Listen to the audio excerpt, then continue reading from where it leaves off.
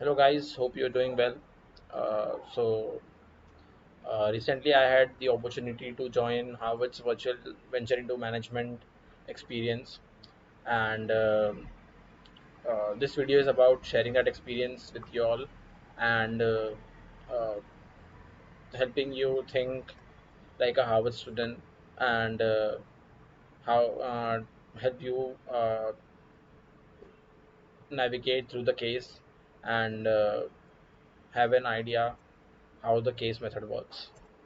So, in this experience, we went through the Harvard's world's famous case method, and the case was of LeBron James, who was in 2008 a rising star, not yet very famous as he's right now, but still quite famous. Uh, and In 2008, he did something that was very out of the box in the world of NBA.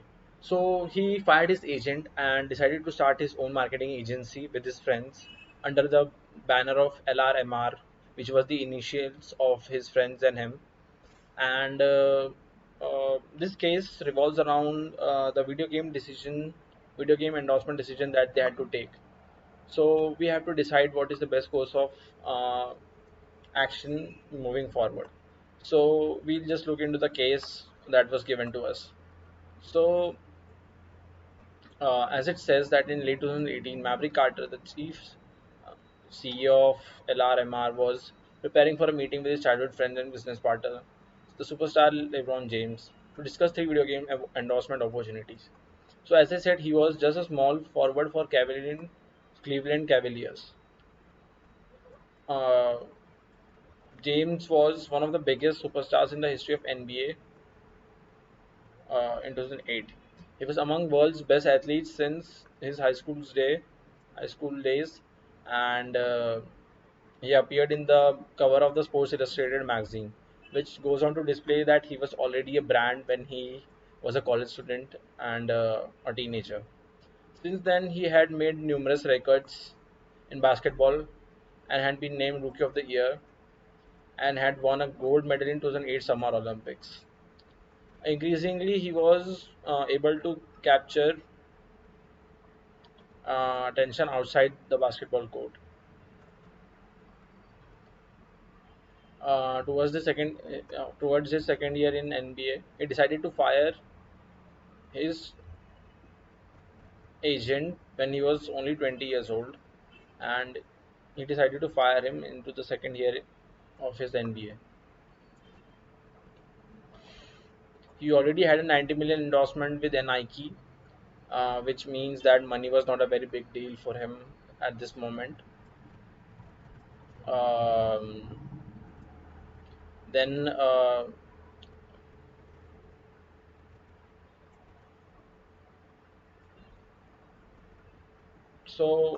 After firing his agent, he did not switch to another agent, but instead he established his own firm to handle all the aspects of business and marketing.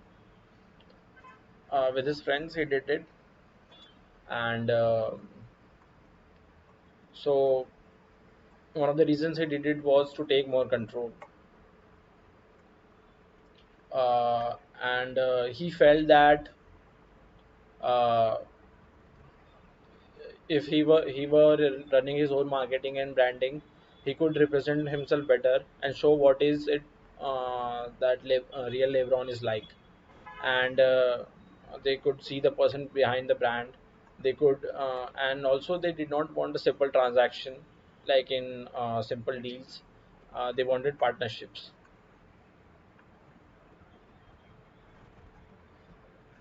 So in 2008 he's already the third biggest athlete in the world.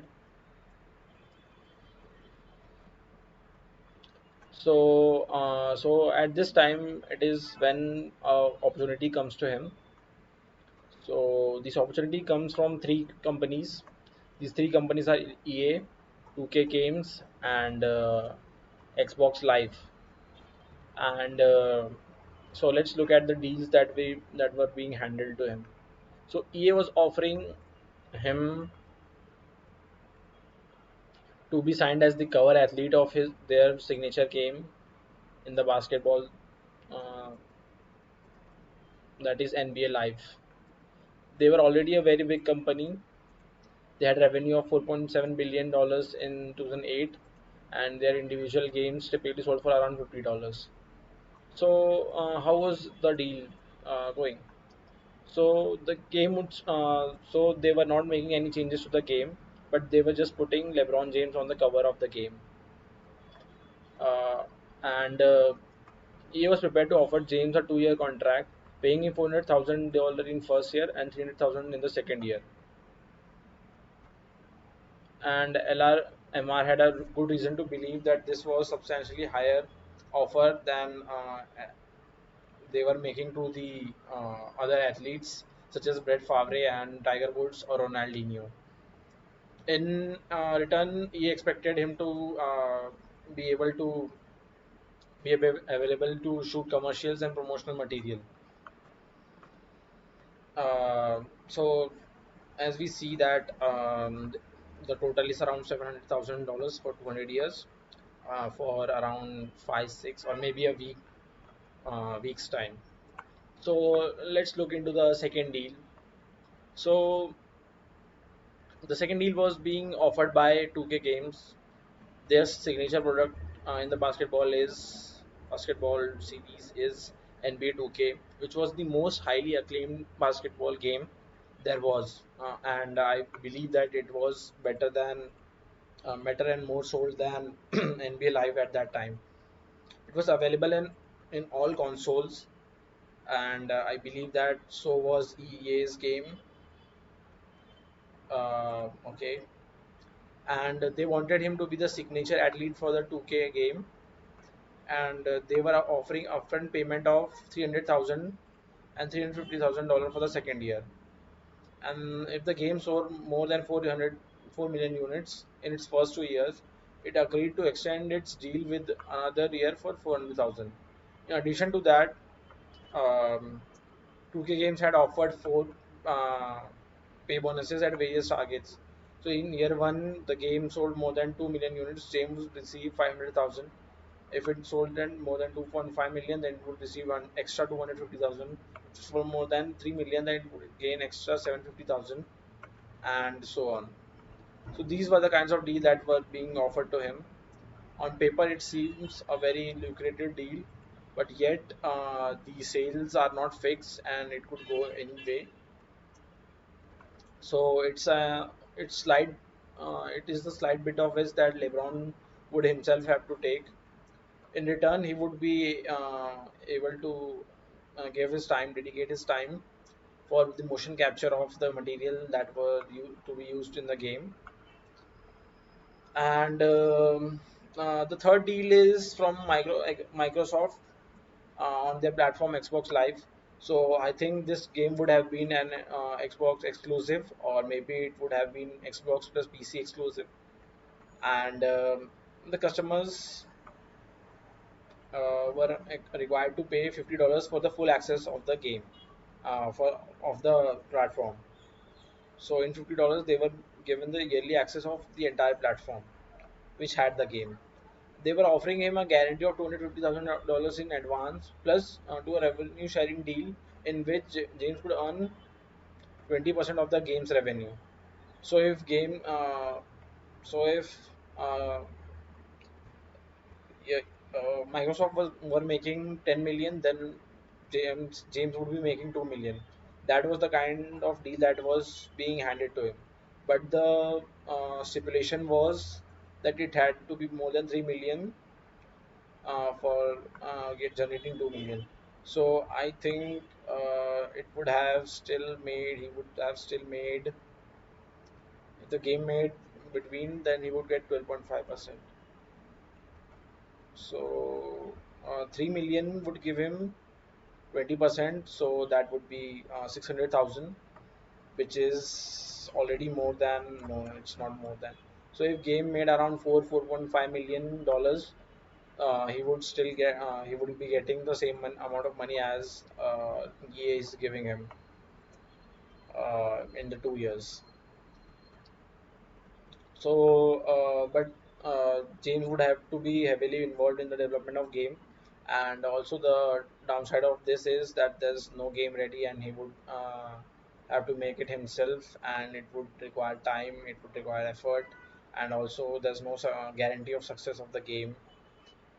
And I don't think that it would be fault of James branding, but it could be fault of uh, developers on the Microsoft side. So it's a gamble that LeBron would have to take. So after reviewing this three options, we see that these three options are in the three kinds of uh, models of revenue distribution of these are the three kinds of deals that are being given. So Electronic Arts, being a big company, can offer a powerhouse. Being a powerhouse, can offer LeBron, who's still a superstar, a deal that is fixed because they are simply they simply have the upper hand, and they have the power to negotiate with the stars. So they offer them a fixed contract. That means the deal has a fixed amount, which is 700,000 for LeBron's case in EA. And in 2K's case, they are not a small company, but they are not very big, and they believe that LeBron James's name might bring in higher revenue to them, and it might bring growth to them, and then that's why they feel that it's fair that they offer him a step kind of partnership, step kind of deal, where the growth of the deal of the money is in steps. And for Microsoft, they don't have a product ready, they don't have any customer base in the basketball domain. So again, they are the ones taking the maximum risk, and in this case LeBron would be the one taking the maximum risk, and that's why they are offering them a revenue sharing model, where he shares 20% of the revenues that Microsoft makes. So this seems lucrative, but this has a maximum risk. This has slight risk, but it has uh, good growth. And this has almost no risk, but has limited growth. Not even limited growth. It has depreciation, as we see, as they were offering 400,000 in the first year and 300,000 in the second year. But in the case of 2K, the deal seems very good because NBA is already the NBA 2K is already the most acclaimed basketball game. It's already being used by most players, most video game players, and the deal itself is a very good one. So I feel that LeBron James should go with the 2K deal because the deal itself is good. There's less risk, and they have the better product, and the model of revenue is good for him. And others might argue that LeBron could go on with other deals, but I feel that I don't think LeBron would get a better deal than 2K. Uh, in any case, even if Microsoft is a success, it would have to be an immense success to get more money than he's getting with 2K games. And in the EA, the brand name is a good plus on the EA side, but I don't think that that would help LeBron James in any way. And the LeBron James brand itself is all about having fun, and his brand is also a thing that we need to take in consideration while signing the deal. And I feel that 2K itself being a rising star, rising company in the domain and in the market needs a rising star like LeBron James because their personalities match. So for the first question, If you were Maverick Carter, which of the following video game endorsement opportunities would you pursue? So, if I were Maverick Carter, I would go with 2K games because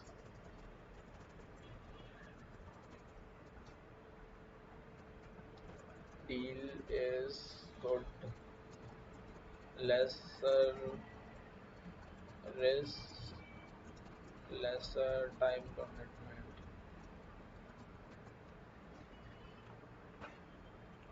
Now, coming on to the second question, what would be my general approach to marketing LeBron James and to running LRMR? So, my general approach would be um to sell sports merchandises,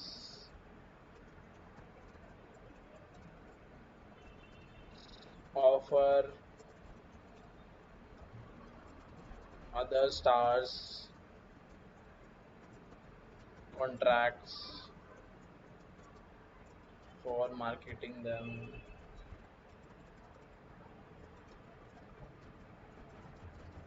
under the LRMR banner.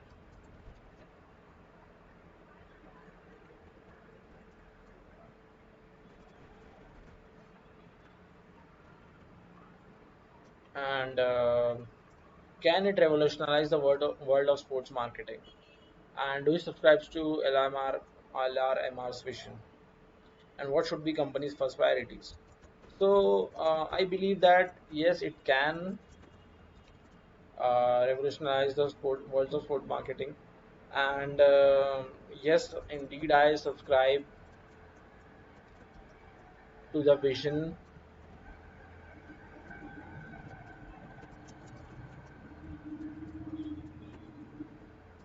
Companies' priorities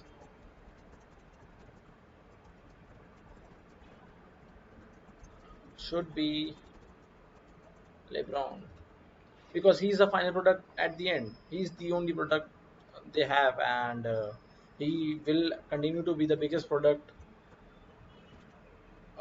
forever, most probably, until he retires. So why do I subscribe and to the vision, and why do I think that it would be able to revolutionize the world of sports marketing?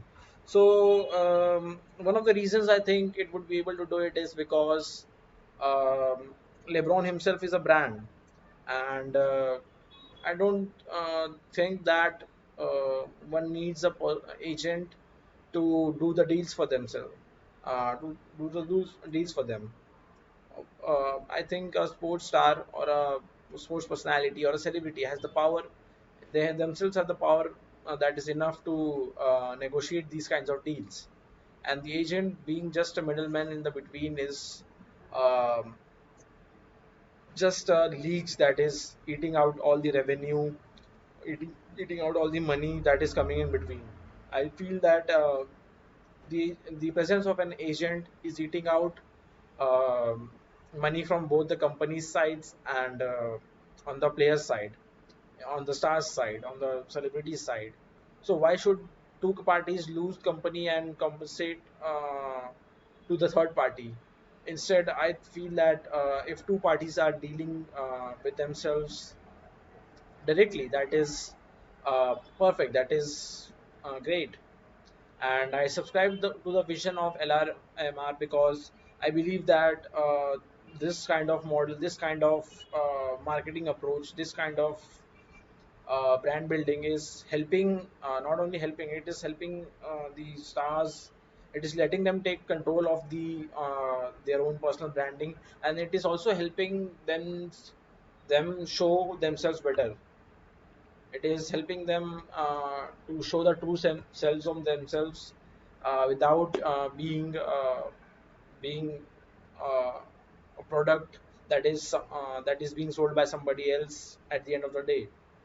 And coming to the final question, if you were advising LeBron James, would you recommend him against him firing his agent and setting up his own marketing company? Well, I would do it. And what does James' decision to pursue a new model tells about marketing? the superstar athletes. So James' decision to pursue a new model tells us that superstars are taking control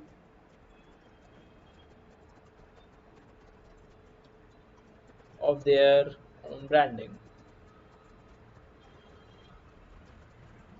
They no longer need a third person to sell them. It gives them room to be independent and be themselves. So it gives them room to be independent and be themselves. It helps them take control of their own marketing, and it is removing the middleman. So finally, I'd like to say uh, that this was how I thought of it, and in the original experience. Uh,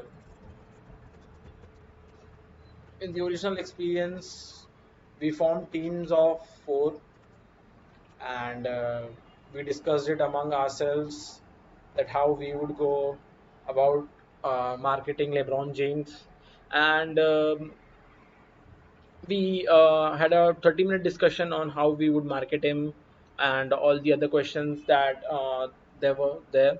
How we would take the endorsement deals, how would is it really revolutionizing the sports industry, or the branding of the sports star or the superstar or the athletes, or we also gave some thought that if is it possible to brand or do the small superstars or the smaller athletes that are just coming around about right now, do they have the power, these kinds of power themselves, or is it just big superstars like LeBron, those who can those who have the muscle, those who have the power to negotiate their own deals. And after a discussion of 30 minutes, we came to some a few conclusions. And after coming to a group discussion, after coming to a conclusion with the group discussion, we had the chance to discuss the entire thing with 100 more people. And after discussing with 100 people, more people, we came to these kinds of conclusions. And that is how a case method works. That is how a case works in Harvard, and that was I found it very insightful personally, and it was a very good learning experience. I learned a lot, and I made a quite a few friends on the way, and I loved the experience overall, and I definitely recommend that you try it too. And with that, I'd like to say thank you for attending the session. And if you liked it, if you enjoyed it, please give it a like. Please subscribe my channel and stay tuned for more. Thank you.